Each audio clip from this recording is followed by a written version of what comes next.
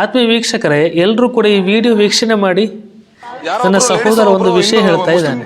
ಮಾತಾಡಿದಾರೆ, ನಮ್ಮ ಮಸೀದಿ ಮುಂದೆ ಯಾಕೆ ಬರ್ಬೇಕಾಯ್ತು, ಡಿಜೆ ಕುಣಿಬೇಕಾಯ್ತು ಅಂತ. ಇದು ಹಿಂದೂಸ್ತಾನ, ಪಾಕಿಸ್ತಾನ ಅಲ್ಲ. ಇದು ನಮ್ಗೆ ಅಧಿಕಾರ ಇದೆ, ನಾವು ಎಲ್ಲಿ ಬೇಕಾದ್ರೆ ಓಡಾಡ್ಬೋದು, ಎಲ್ಲಿ ಬೇಕಾದ್ರೆ ಬರ್ಬೋದು. ಪಾಕಿಸ್ತಾನ ಇದ್ರೆ ನಮ್ಗೆ ಅದು ಅಧಿಕಾರ ಇರಲಿಲ್ಲ. ಇದು ಹಿಂದೂಸ್ತಾನ್, ಎಲ್ಲಿ ಬೇಕಾದ್ರೆ ಓಡಬಹುದು. ಅಂದ್ರೆ ಈದ್ ಮಿಲಾದ್ ನಡೆದಾಗ ಅವರು ಓಡಾಡಿದ್ರು, ನಮ್ಮವರು ಹೂವು ಇರ್ತಾವ್ರೆ. ಹೌದೌದೌದು, ಅಗ್ರಿ ನಾನು ಒಪ್ಕೋತೇನೆ ಆಯ್ತಾ. ಆ ಸಹೋದರ ಹೇಳುವ ಮಾತು 100% ಸರಿಯೇ ಇದೆ.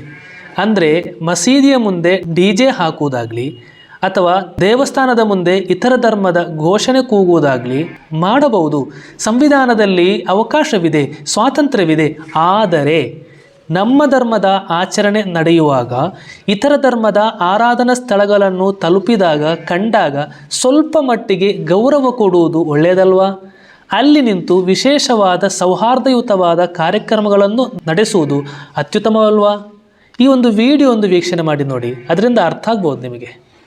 ಇಲ್ಲಿ ನೋಡಿ, ಈದ್ ಮಿಲಾದ್ ಆಚರಣೆಯ ವೇಳೆ ಅಲ್ಲಿನ ಮುಸಲ್ಮಾನ್ ಸಹೋದರರು ದೇವಸ್ಥಾನವನ್ನು ಕಂಡಾಗ ಯಾವ ರೀತಿಯಲ್ಲಿ ಗೌರವಿಸ್ತಾರೆ ನೀವೇ ನೋಡಿ.